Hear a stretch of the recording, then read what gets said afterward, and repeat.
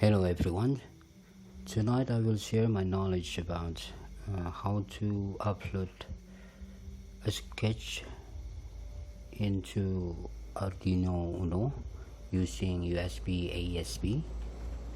In this case, I have three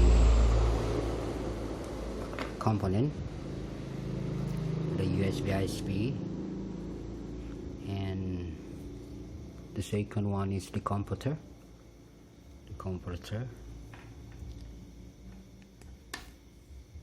If you buy USBasp, usually they will give you the cable too, right?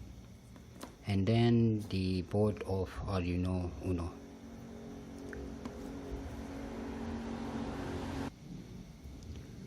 Here you can see there is a jumper, yellow jumper, and this refers to pipe pole, which will be used in this experiment. And there is 3.3 port, but we choose pipe pole to connect USBasp to Arduino Uno.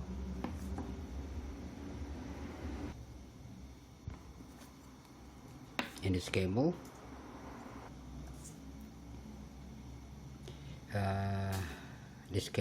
and plug will not make you wrong in plugging.